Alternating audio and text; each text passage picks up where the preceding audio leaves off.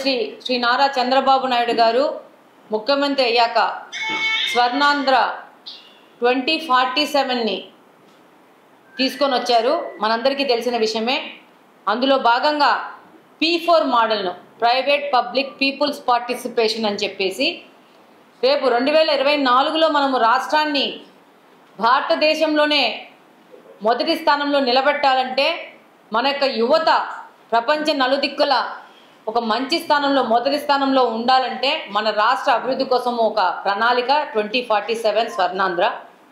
ఇందులో భాగంగా P4 మోడల్ని తయారు చేసి ఈరోజు ఒక యాక్షన్ ప్లాన్ని ఒక కమిటీని ఏర్పాటు చేసి దానికి చైర్మన్గా ఏ నియోజకవర్గ ఎమ్మెల్యేను చైర్మన్గా చేసి వాళ్ళకు ఒక స్పెషల్ ఆఫీసర్ని ఇచ్చి వాళ్ళకి స్టాఫ్ను ప్రొవైడ్ చేసి దాంట్లో భాగంగా ఒక అనుభవమైన వ్యక్తిని కూడా దాంట్లో భాగంగా చేసి అలాగనే సమాజంలో యాక్టివ్గా ఉంటున్న ఫిలాంథ్రఫిస్టులు సమాజ సేవకుల్ని కూడా ఇద్దరిని దాంట్లో మెంబర్స్గా చేర్చుకొని ఈరోజు ఈ P4 మోడల్ని తయారు చేయడం జరిగింది. అందులో భాగంగా ఈరోజు ఒక ఫస్ట్ మీటింగ్ పెట్టడం జరిగింది. ఇది స్వర్ణాంధ్ర 2047 అలాగనే స్వర్ణాంధ్ర కడప 2047 ఆ దిశగా కడప కాన్స్టిట్యున్సీలో ఎమ్మెల్యేగా పనిచేయబోతున్నాం. దీంట్లో భాగంగా మన కాన్స్టిట్యున్సీలో కడపలో ఏ విధమైన సమస్యలు ఉన్నాయి, మనము ఆర్థికంగా మనదంత ఆదాయం ఎంత, మనకున్న పరిశ్రమల వివరాలు ఏంటి, మనకున్న వ్యవసాయ పరంగా మనకున్న ఆదాయం ఎంత, అలాగనే సేవా రంగంలో మనకున్న షేర్ ఎంత, దాని మీద పూర్తిగా ఒక పవర్ పాయింట్ ప్రజెంటేషన్ తయారు చేసుకొని దాని మీద ఎలా దీన్ని ఈరోజు మన ఆర్థికంగా మనకున్న ఇన్కము 7,011 కోట్లు అయితే దాన్ని దాదాపు మనం ఎంత పెంచాలో ఎంతవరకు తీసుకుపోవాలంటే 2047 వచ్చేసరికి దాన్ని 3 లక్షల కోట్లకు తీసుకుపోవాలనే ఒక యాక్షన్ ప్లాన్తో ముందుకెళ్తున్నాము. ఈరోజు మీరు గమనిస్తే పర్ క్యాపిటా ఇన్కమ్ కడప కాన్స్టిట్యున్సీలో 1,87,000 ఉంది. కానీ మీరు గమనిస్తే షాకింగ్ న్యూస్ ఏంటంటే పులివెందులు కూడా 3 లక్షలు ఉంది, కమలాపురం 2.5 లక్షలు ఉంది, జమ్మలమడుగు 3 లక్షలు ఉంది.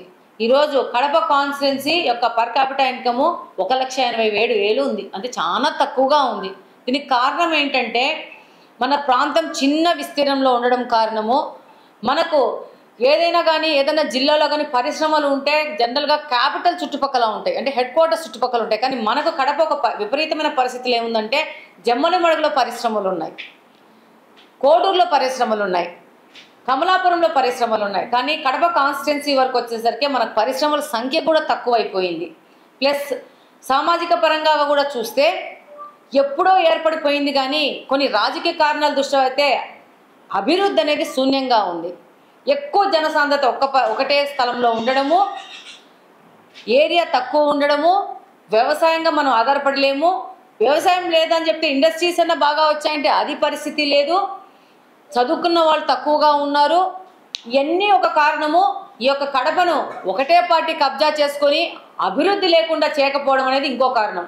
సో వీటన్నిటినీ ఒక్కొక్క సెక్టార్ని మనము ఛేదించుకుంటూ వచ్చి ప్రజల్లో అవేర్నెస్ తీసుకుంటూ వచ్చి మన యొక్క సొసైటీలో మన మౌలిక వసతుల కల్పనలో కూడా మార్పులు తీసుకొని వచ్చి మనము ప్రతి ఒక్క విభాగంలో పనిచేస్తూ రావాల్సిన అవసరం ఉంది. దాని యొక్క యాక్షన్ ప్లాన్ ఈరోజు డిస్కస్ చేయడం జరిగింది. సచివాలయం లెవెల్ నుంచి ఏ సచివాలయంలో ఎంతమంది సెల్ఫ్ ఎంప్లాయ్మెంట్గా ఇండస్ట్రీస్ పెట్టుకొని ఉంటారు వాళ్ళందరినీ పికప్ చేసుకోమన్నాము. అలాగనే మన సమాజంలో కాస్త ఉన్నత స్థితిలో ఉన్నవాళ్ళు ఏ విధంగా సమాజానికి ఉపయోగపడతారు. P4 మోడల్ అంటే ఆర్థికంగా ఆల్రెడీ స్థితిమంతులు అయిపోయేసి ఒక స్టేజ్కి చేరిన వాళ్ళు, ఆర్థికంగా బాగులేని వాళ్ళని దగ్గర తీసుకొని వాళ్ళని కూడా వాళ్ళ ఆర్థిక స్థితిగతులను పెంచే విధంగా, వాళ్ళు పర్ క్యాపిటా ఇన్కమ్ని పెంచే విధంగా వాళ్ళు కూడా సపోర్ట్ చేస్తూ మెంటర్ చేస్తూ అది ఏ విధంగానూ ఉండొచ్చు. ఒక టీచరు ఒకరిని అడాప్ట్ చేసుకొని ఒక పరీక్షల్లో వాళ్ళకి సరైన చదువులు చెప్తూ సరిగ్గా పాస్ అయ్యి మంచి ఉత్తీర్ణ స్థానంతో ఆ విద్యార్థి పాస్ అయ్యి మంచిగా అతను సెటిల్ అయితే అది కూడా ఒక పార్టిసిపేషనే, ఒక కాంట్రిబ్యూషనే.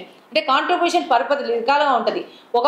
ఒక స్కూల్ అతను ఉంటాడు, ఒక 10 మంది పేద విద్యార్థుల్ని ఫ్రీగా వాళ్ళ స్కూల్లో అడ్మిషన్ చేసుకోవడము, లేకపోతే ఆ వ్యక్తి వచ్చి ఆ లైన్లో ఏదైనా వాటర్ ఫెసిలిటీ ఉంటే దానికి ఆయన సహాయం చేయడం, ఇలా ప్రతి ఒక్కటి ఈ విధంగా 10,000 బంగారు కుటుంబాలని కడప కాన్స్టిట్యున్సీలో పికప్ చేసుకోవడం జరిగింది. వాటికి కావాల్సిన మార్గదర్శులను కూడా మనము రేపు గుర్తించాల్సిన అవసరం ఉంది.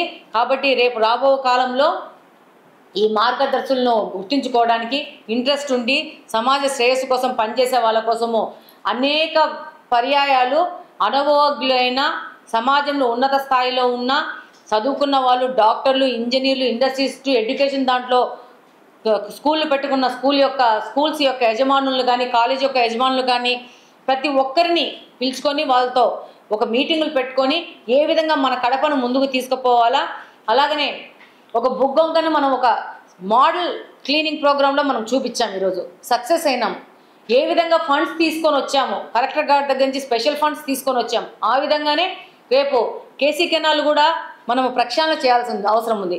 ప్రజల దగ్గరికి పోతే వాళ్ళు ఏమంటున్నారు, ఇదంతా ఇట్లా ఉంది అంటున్నారు. అంటే దాంట్లో చెత్త వేసేది వాళ్ళే, దాని మీద కంప్లైంట్ చేసేది వాళ్ళే. సో నర్చర్ చేయాల్సిన అవసరం కూడా ఉంది. పబ్లిక్ని ఎడ్యుకేట్ చేయాల్సిన అవసరం ఉంది. ఎక్కడికి పోయినా వాళ్ళ ముందు వేసే చెత్త వాళ్ళే వేస్తున్నారు, మళ్ళీ మాకు చెత్తతో ప్రాబ్లం ఉంది అంటున్నారు. కాబట్టి అధికారులు, ఎంప్లాయీస్ పని చేస్తున్నా కూడా వాళ్ళతో పాటు మనం కూడా పని చేయాలి. సమాజంలోని ప్రజలు కూడా ముందుకొచ్చి వాళ్ళు కూడా పని చేస్తుంటేనే మనం మార్చుకోగలుగుతాం. వన్ సైడెడ్ నేను ఊడ్చిపోతుంటే, నేను ఊడ్చిపోయిన గంటకి మళ్ళీ చెత్తేస్తుంటే మనకు ప్రయోజనం ఉండదు, మనకు ఏ విధమైన ఫలితాలు రాదు. కాబట్టి ఒక యాక్షన్ ప్లాన్లో ఫస్ట్ నర్చర్ చేసుకోవాలా. ఈవెన్ సచివాలయ లెవెల్లో కూడా అక్కడ పనిచేస్తున్న వాళ్ళు కూడా మేము ఇదే చెప్పాము. ఇప్పుడు ప్రతి ఒక్క సచివాలయంలోని ఎంప్లాయీ కనీసం రోజుకు ఒక 50 ఇండ్లకు పోయి రండి. ఆ 50 ఇండ్లకు పోయి వచ్చి వాళ్ళకున్న సమస్యను ఒక నోట్ చేసుకొని రండి. వాటిని ఎలా సాల్వ్ చేయాలా, ఓకే అక్కడ కాలువ క్లీన్ చేయాలి, దాన్ని ఎలా క్లీన్ చేయాలా, ఇలా చేసుకుంటూ వచ్చేసి అక్కడ ఎవరన్నా సమాజంలో మనం మంచి మార్పులు చేయాలని చెప్పి రిటైర్డ్ ఉద్యోగులు ఎవరైనా ముందుకు వస్తే వాళ్ళని కూడా ముందుకు తీసుకొచ్చి వాళ్ళ లిస్ట్ కూడా తీసుకురావడం కానీ ఇవన్నీ ప్రతి ఒక్కటి ముందుకెళ్ళి తీసుకుపోతున్నాము. ఇంకా కొత్త వ్యక్తులు ఎవరన్నా ఇండస్ట్రీస్ పెట్టుకోవాలా, మేము వస్తాము ముందుకంటే వాళ్ళకి ఇవ్వాల్సిన పర్మిషన్లు సులభతరం చేసి, కొంతమంది మొన్ననే మీటింగ్ అయింది, మొన్న ఎంఎస్ఎంఈ మీటింగ్ అయిపోయి మంత్రి గారు వచ్చిన రోజు ఆ రోజు 2-3 యువకులు చెప్పారు, మా సొంత ప్రాపర్టీ ఉంది, మేమే ఇన్వెస్ట్మెంట్ చేస్తాము, మాకు ఈ యొక్క పర్మిషన్ సులభతరం కావాలా అని చెప్పినారు. అట్లాంటి వాళ్ళని కూడా పికప్ చేసుకొని వాళ్ళ లిస్ట్ తయారు చేసుకొని వాళ్ళు ఎవరైనా ముందుకు వస్తామంటే ప్రభుత్వ పరంగా కానీ ఇతర శాఖల దగ్గర నుంచి కానీ ఏ విధమైన వాళ్ళకి సులభతరం చేయాలా, వాళ్ళు రావాలా, పెట్టాలా, ఇన్నే పర్ఫెక్ట్ వేలో. ఏదో మనం పరిశ్రమ పెట్టాము, మన దగ్గర ఉన్న చెత్త అంతా పక్కకు తోసేస్తున్నాము, ఆ కాలువలో నీళ్లు పోతున్నాయి, పక్కన వాళ్ళని ఇబ్బంది పెడుతున్నాం, అట్లా కాకుండా ఒక పర్ఫెక్ట్ ప్లాన్లో కడపను ముందుకు తీసుకుపోవాల్సిన అవసరం ఉంది. కాబట్టి దాని మీద ఈ P4 మోడల్లో ఇప్పుడు మీటింగ్ జరిగింది. నెక్స్ట్ మళ్ళా రేపు 7వ తేదీ DRC మీటింగ్ ఉంది. అందులో కూడా మేము ఒక పవర్ పాయింట్ ప్రజెంటేషన్ మా కాన్స్టిట్యున్సీకి సంబంధించి తయారు చేసి ఆమెకు మినిస్టర్ గారికి సబ్మిట్ చేయబోతున్నాము.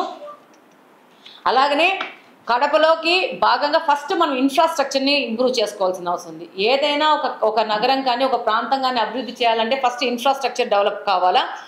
ఈ యొక్క సంవత్సరం అయింది మనం వచ్చి రోడ్డు వైడనింగ్స్ కూడా మనం ఆల్రెడీ ప్రపోజల్స్ పెట్టి 1 ఇయర్ అయింది. దానికి సంబంధించిన ప్లాన్స్ అధికారులు తిరుగుతూ ఉన్నారు, అవి కూడా ఆల్మోస్ట్ రెడీ అయిపోతున్నాయి. కాబట్టి రోడ్ వైడనింగ్స్ కానీ దాదాపు ఒక 2-3 ప్రాంతాలను మేము ఫస్ట్ మోడల్గా రోడ్ వైడనింగ్స్ వేయబోతున్నాము. అవి చేసి ఆ ప్రాంతాలను సరి చేసి మళ్ళా అక్కడున్న వ్యక్తులను తీసుకొచ్చి మనం ఎలా ఇండస్ట్రీస్ పెట్టాలి, అక్కడ ఎవరైనా నష్టపోతే వాళ్ళకి వేరే చోట అయినా అవకాశం ఇచ్చి వాళ్ళు ఉండే విధంగా సరైన అరేంజ్మెంట్స్ చేసి ముందుకు పోవడము. అలాగనే మొన్ననే ముఖ్యమంత్రి గారిని కలిశాను, ఆయనకి చెప్పాను నాకు ఇన్ఫ్రాస్ట్రక్చర్ బాగా కావాలా. మన కడపలో దాదాపు 70-60% ప్రదేశాలకు అవుట్ సైడ్ కడప చుట్టుపక్కల ప్రాంతాలకు రోడ్లు లేవు, అది అందరికీ తెలిసిన విషయమే, కాలువలు లేవు. దీని మీద అడిగాను, సార్ చెప్పారు డెఫినెట్గా నువ్వు ప్రపోజల్స్ చేద్దాం అనుకున్నాము.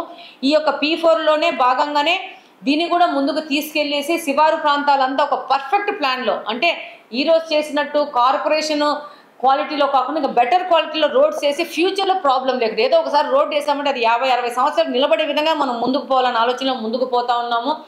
డెఫినెట్గా ఇవన్నీ చేసుకొని కడప అభివృద్ధి కోసం ముందుకెళ్తున్నాము. ఈ యొక్క మార్గదర్శులను కూడా ఆగస్టు 15th కల్లా మనము వాళ్ళని గుర్తించి వాళ్ళకు కూడా ఇంట్రెస్ట్ ఉన్న వాళ్ళని తీసుకొచ్చి వాళ్ళకి మనం ఎవరిని ఏమంటారు అడాప్షన్ చేసుకోవాలనుకుంటున్నారు కుటుంబాలని మెంటర్ చేయాలనుకుంటున్నారు వాళ్ళని కూడా అప్పచెప్పేసి ముందుకు పోవాల్సిన అవసరం ఉంది. కాబట్టి ఈ యొక్క కార్యాచరణ మొదలయ్యింది. దీని ప్రకారము ప్రతి ఒక్క కాన్స్టిట్యున్సీని డెవలప్ చేసుకుంటూ అలాగనే మన రాష్ట్రాన్ని డెవలప్ చేసుకుంటూ ముందుకెళ్తున్నాము. ఇది శ్రీ నారా చంద్రబాబు నాయుడు గారి విజన్లో ఈ 2047 స్వర్ణాంధ్ర అయితే కడప స్వర్ణాంధ్ర 2047 అయితే అలాగనే కడప 2047 మీద కడపలో ఇక్కడ ఉన్న కూటమికి సంబంధించిన వాళ్ళందరము పనిచేస్తాము. ఎవరు కడప మీద కడప భవిష్యత్తు కోసమో ముందుకొస్తారో వాళ్ళందరినీ కలుపుకుపోయి పనిచేయడానికి సిద్ధంగా ఉన్నామని తెలియజేస్తున్నాను. Thank you. ఇప్పుడు మనమే P4 మోడల్లో కెమెరాలని పెడతాము అని చెప్పాం. ప్రతిపక్షంలో ఉండి అంటే వాళ్ళకి హోదా లేదనుకోండి, వాళ్ళు రచ్చ చేస్తున్నారు. కానీ బాగా చదువుకున్నోళ్ళు పెద్దలు దీన్ని ఈరోజు స్వాగతిస్తున్నారు. చాలామంది వచ్చి ఇస్తూ ఉన్నారు. డెఫినెట్గా ఇక్కడి నుంచే P4 మోడల్ అని మేము స్టార్ట్ చేసాం. మాకు చంద్రబాబు నాయుడు గారు చెప్పాలా ఇది. ప్లస్ సీసీ కెమెరాలు అనేది మేము సొంతంగా ఏంటి కడప సేఫ్టీ, కడపలో ఒక నిఘా వ్యవస్థ పెడితే కానీ నేరాలు చేయాలనుకున్న వాళ్ళకి ఒక భయం అనేది మొదలవ్వదు. సో ఇది సోషల్ కన్సర్న్తో మొదలుపెట్టింది. ఎవరు ఎన్ని కామెంట్స్ చేసినా, ఎవరన్నీ నా గురించి ట్రోల్స్ చేసినా కూడా నేను వెనక్కి పోలేదు. ఎందుకంటే ఇది సమాజం కోసం ముందుకు పోతున్నాం. ఏదైనా కానీ ఒక పని మొదలుపెట్టినప్పుడు అవహేళన చేసేవాళ్ళు ఉంటారు. వాళ్ళని అందరినీ ఫేస్ చేసుకొని మనం మంచి చేయాలనుకున్నప్పుడు స్ట్రాంగ్గా నిలబడి మనం ముందుకు పోవాలి. కాబట్టి డెఫినెట్గా ఏదన్నా ఆలోచన వచ్చి ప్రజలకు మంచి జరుగుతుందంటే అంతే స్ట్రాంగ్గా వెళ్తాం. కాబట్టి ఏదైనా కానీ P4 మోడల్ ఈరోజు మొదలయ్యింది. మనము మన దాంట్లో ఒక ఎగ్జాంపుల్ లాగా ఇప్పుడు కెమెరాలు పెడుతున్నాము. That is a major. నాకైతే ఒక పెద్ద విజయం కిందనే నేను చూసుకుంటా ఉన్నాను. ప్రజలు వస్తున్నారు, వాళ్ళు వాలంటరీగా ఇస్తున్నారు డాక్టర్లు అంటే మనం విజయం పొందినప్పుడు. నాకైతే ఎంత ఆశ్చర్యం వేసిందంటే సెల్ఫ్ హెల్ప్ గ్రూప్స్ వచ్చేసి మేము 10 రూపాయలు ఇస్తామంటున్నారు. 10 రూపాయలు ఈజ్ 10 లక్షలతో సమానం. వాళ్ళు 10 రూపాయలు ఇస్తామని వచ్చినారంటే సోషల్ అవేర్నెస్ ఎంత ఉంది ప్రజల్లో. They want protected society. ఎవరో వచ్చి క్రైమ్ చేసిపోతా ఉంటే చూసుకుంటా నాకు బాధలు పడే ఉద్దేశంలో ప్రజలు లేరు. అమ్మాయిలు మాకు సేఫ్టీ కావాలని అడుగుతున్నారు, మహిళలు మాకు సేఫ్టీ కావాలని అడుగుతున్నారు, యువకులకు సేఫ్టీ కావాలి. ఏదో 10 మంది గాంజా వాళ్ళని తయారు చేసి గత 5 సంవత్సరాల్లో వాళ్ళని ఊర్ల మీద పడేసేసి క్రైమ్ చేయాలంటే అది కుదరదు. ఇది మనందరము సమాజంలో మన రక్షణ కోసం మనం పోరాడుకోవాల్సిన అవసరం ఉంది. రేపు నిన్న 2 రోజుల క్రితం ఎవరినో కొట్టారు గాంజా తాగేసి. అది ఆ కొట్టడంలో వాడు గాంజా తాగిన నిన్నైనా కొట్టొచ్చు శ్రీకాంత్. నువ్వు రోడ్డు మీద పోతా ఉంటే నీకు వాళ్ళకి ఏ విధమైన సంబంధం ఉండకపోవచ్చు, బట్ నిన్ను కూడా అటాక్ చేయొచ్చు. రేపు నీ పిల్లోడు ఉన్నాడు రోడ్డు మీద పోతున్నాడు, నీ పిల్లోడిని అటాక్ చేయొచ్చు. ఇది సమాజ శ్రేయస్సు కోసం ఆలోచించే విషయము. ఇందులో రాజకీయాలు వద్దు. మనం చదువుకున్నాము, మనకు పిల్లలు ఉన్నారు. కాబట్టి నేనేమంటున్నానంటే మనమందరము ఒక సొసైటీ కాన్సర్న్లో ఎవరో చేస్తుంటే ఎవరు ఏది చేసినా కూడా మనం సపోర్ట్ చేసుకుంటూ పోవాలి. ముఖ్యంగా మీడియా వాళ్ళు నేను ఎక్స్పెక్ట్ చేస్తున్నాను ఏంటంటే నేనేం చేస్తున్నా నా కోసం నేనేం చేసుకోవట్లేదు. సమాజంలో మనకు సేఫ్టీ ఉండాలి, క్రైమ్ రేట్ తక్కువ ఉండాలి. రేపు ఆయనే పోతుంటారు, కెమెరామెన్ ఎక్కడ పోతుంటాడు, ఎవడో ఒకడు తాగింటాడు, వాడి ఇంటెన్షన్ ఏముంటో తెలియదు, వాడి బ్రెయిన్ సరిగా అవి మాదక ద్రవ్యాలు తీసుకోగానే వాళ్ళు they are not in their own control. And top of that one వాళ్ళు హై అయిపోయేసి మేము ఏమైనా చేయగలుగుతాం అనుకుంటారు. కంట్రోల్ చేయాలి అని అంటే వాళ్ళకి ఒక నిఘా వ్యవస్థ పెట్టి రేపు ఏదైనా చేస్తే పట్టుకొని పోతారు. మన భవిష్యత్ అంతా పాడైపోతుంది అని భయం వచ్చిన రోజు స్లోగా మన యొక్క సేఫ్టీ పెరుగుతుంది, క్రైమ్ రేట్ తగ్గుతుంది. కాబట్టి దాన్ని మెయిన్గా ముందుకెళ్తున్నాము. దాంతోపాటు ఇప్పుడు చూసారా బుగ్గంకి ఎంత బాగా చేసాము. స్టేట్ మొత్తము వహవా షబాష్ కడప అంటా ఉంది. చేయలేరు అన్నారు, చేసి చూపించిన. ఎవరెన్ని కామెంట్స్ చేసినా, ఎవరెన్ని మాటలు మాట్లాడినా, ఏదన్నా ప్రజలకు మంచి చేస్తున్నాము అని అంటే ఆ మంచి ఎదుర్కొని మరీ వెళ్తాము, చేసి చూపిస్తాము, ప్రూవ్ చేసుకుంటాం. Thank you. కమిషనర్ గారి నోటీస్ తీసుకెళ్ళాను, కలెక్టర్ గారి నోటీస్ తీసుకున్నాను. ఏవో 4-5-6 చెరువులు ఉన్నాయి మనవి. పుట్లంపల్లి కానీ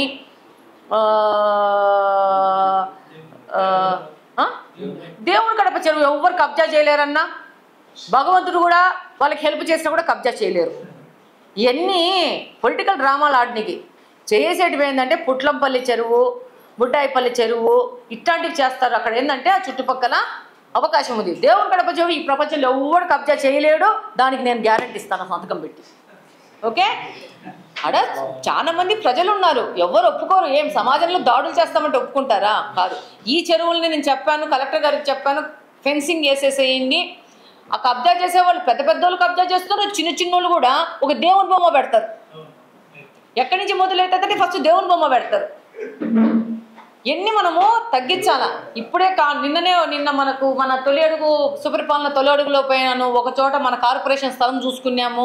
ఇమ్మీడియట్గా నేను చెప్పాను, 4 రోజుల్లో దాన్ని పార్క్ చేసేసి అక్కడున్న ప్రజలకు అందుబాటులో తీసుకురావాలా. ఎక్కువేం డబ్బు అవసరం ఉండదు. మనం ఒక 5-6 లక్షలు ఖర్చు పెడతాము, ఫెన్స్ వేసేద్దాము, చెట్లు వేసేద్దాము, బెంచ్లు వేసేద్దాము. రిటైర్డ్ అయిన వాళ్ళు, ఆడోళ్ళు, పిల్లోళ్ళు పోయి ఆడుకుంటారు. అవి అలానే వదిలేసామనుకోండి, కళ్ళు మూసి తెరిసే లోపల అది అంతా ఆ ల్యాండ్ అంతా గాయపడిపోయి అక్కడ ఏదో పెద్ద కాంప్లెక్సో ఏదో దొరుకుతుంది. ఆ ఒక్క వ్యక్తి కబ్జా చేయాలనుకున్న ఒక్క వ్యక్తి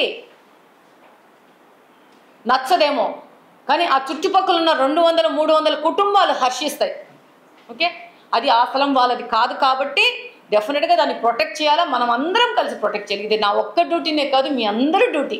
రేపు అదే వీధిలో మీరుంటారు, మీ వీధి పక్కనే ఒక స్థలం ఉంటుంది, గవర్నమెంట్ స్థలము, మీ పిల్లలే ఆడుకోవాలనుకుంటారు, మీ మనవాళ్ళే ఆడుకోవాలనుకుంటారు. మనం చక్కగా ప్రొటెక్ట్ చేసి ఇస్తే మన పిల్లలకు ఆడుకునేదానికి ఒక స్థలం వస్తుంది కదా. ఎక్కడన్నా పిల్లలకు ఆడుకోవడానికి స్థలం ఉందా? సో నేను అదే అనేది ఏంటంటే, మనకి ఇచ్చిన బాధ్యతలో మనం సిన్సియర్గా సీరియస్గా చేద్దాం.